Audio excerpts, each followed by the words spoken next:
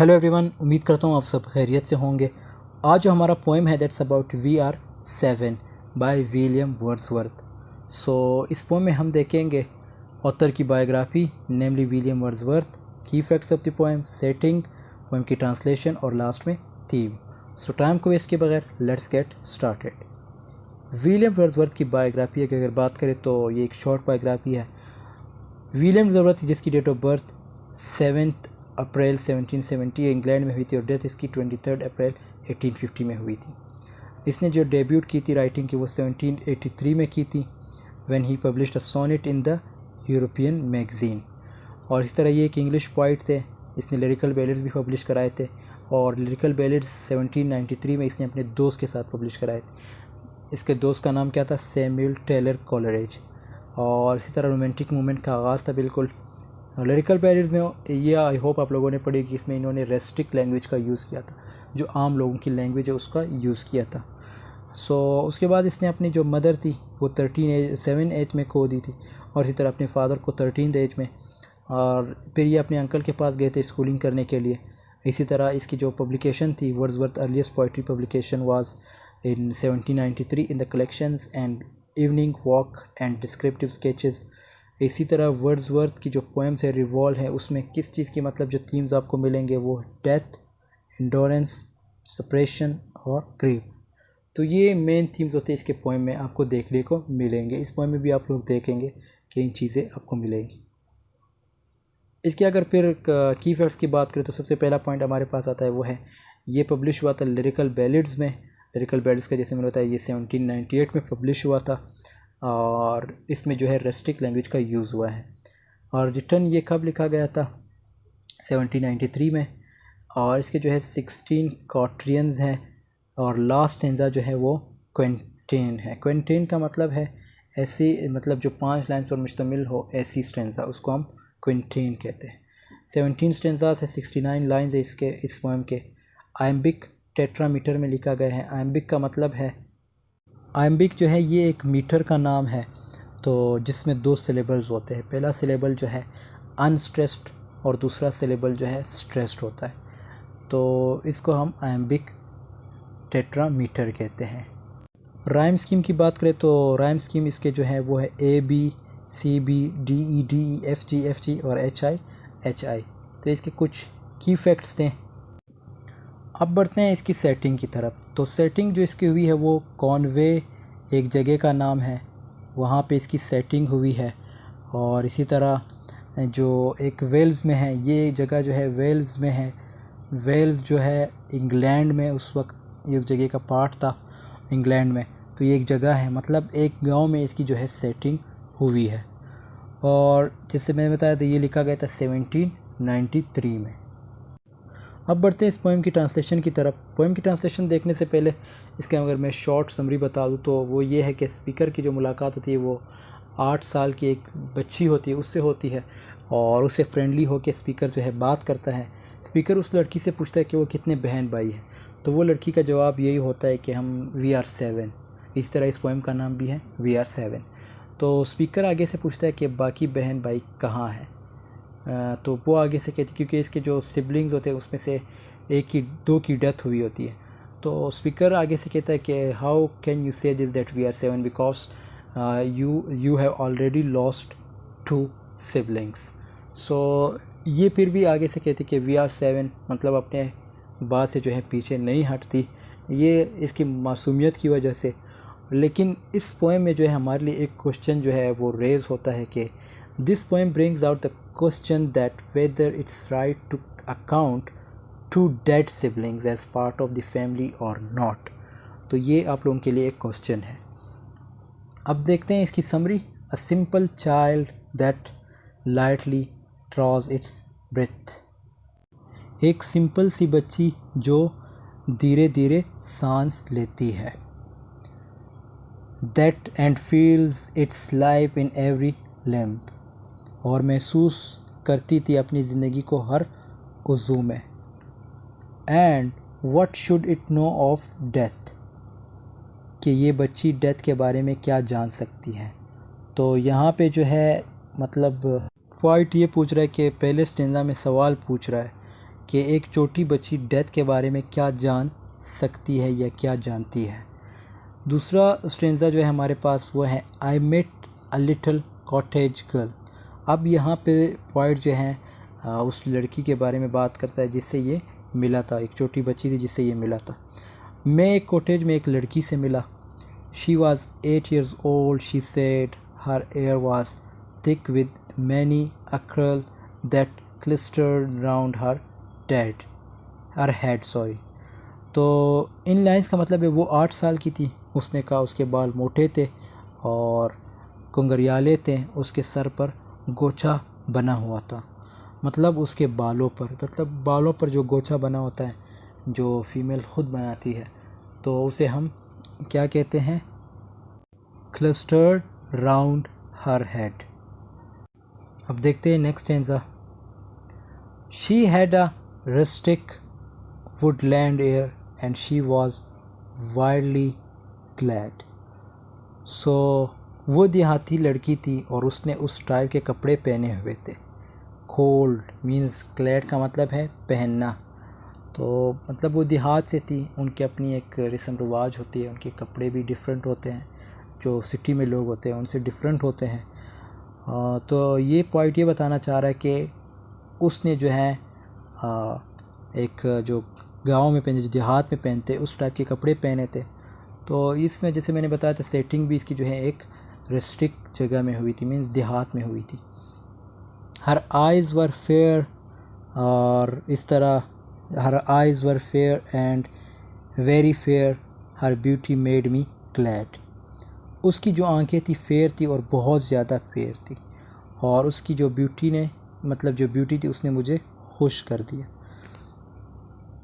Sisters and brothers little maid, how many may you B.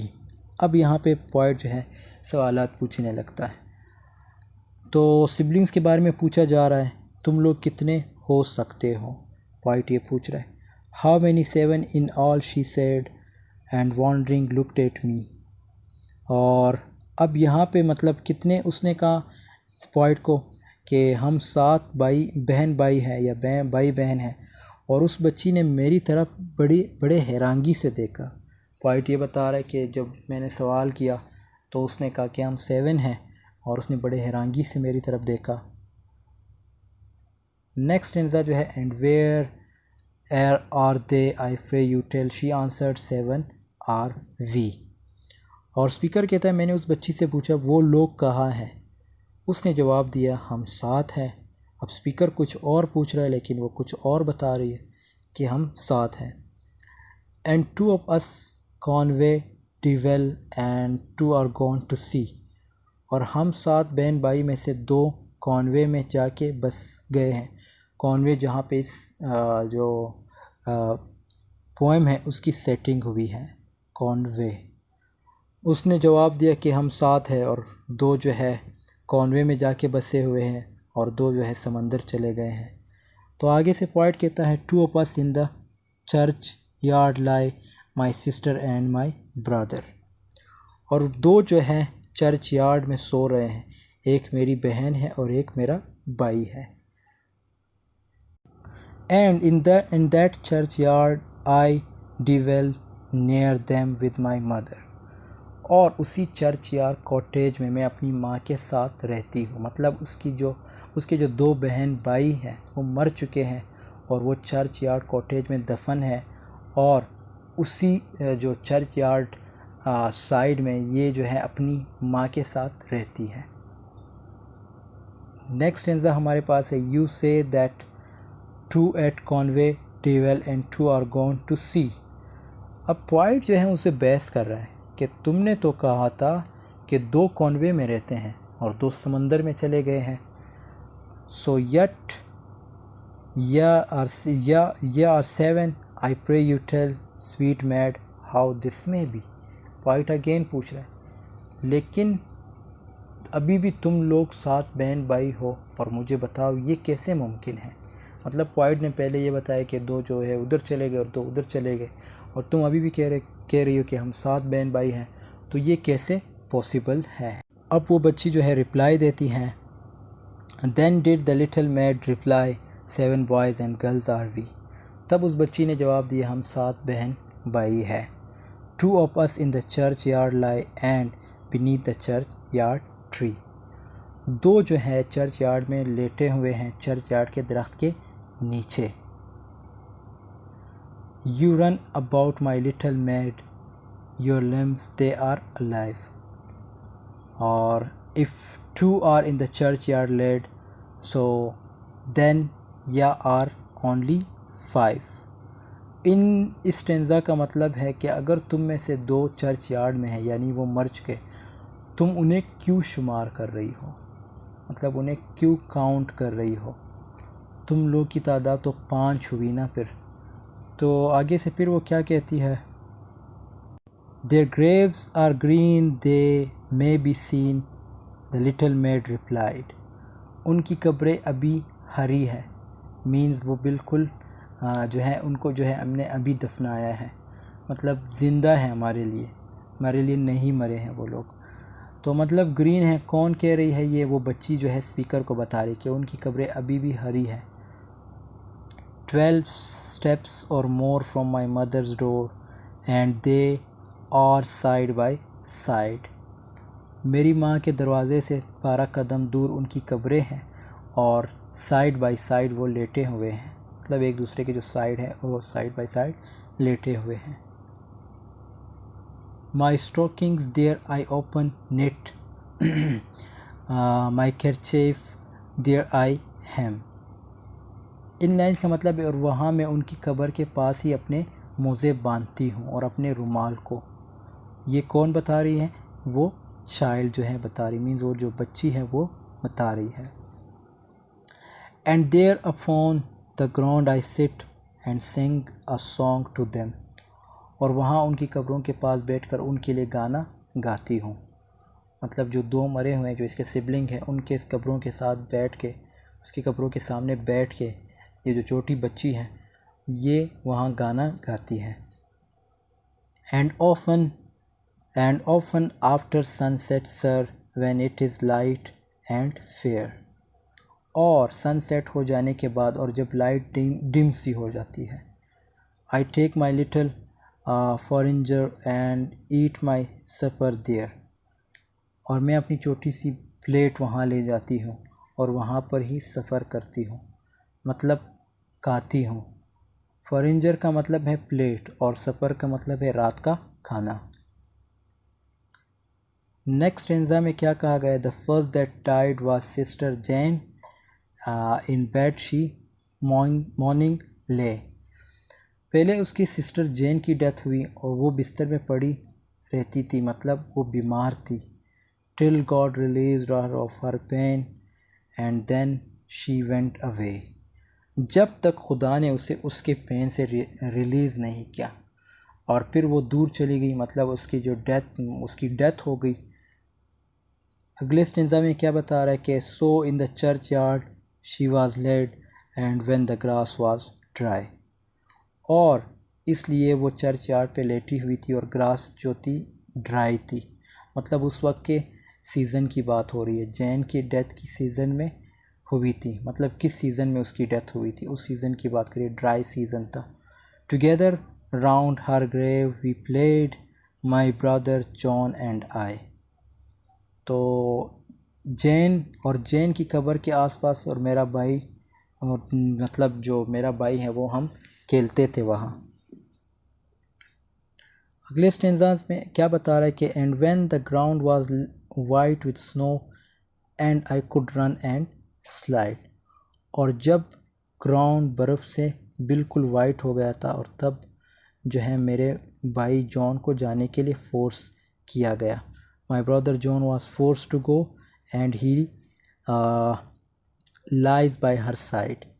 और मेरे जो मतलब भाई हैं उसको फोर्स किया गया और अब उसकी कब्र के पास जाके लेट गए, मतलब जॉन की भी डेथ हो गई है। सो अब again how many are you then said I if they two are in heaven. तो पॉइंट अगेन अब सवाल कर रहा है, तो फ़र्ज़ करो जो 2 मर चुके हैं वो जन्नत में, तो तुम लोग कितने बचे। अब पॉइंट अगेन ये सवाल कर रहा है कि फ़र्ज़ करो अगर 2 मर चुके हैं तो तुम लोग कितने बच गए हो। Quick was the little maid's reply, O master we are 7।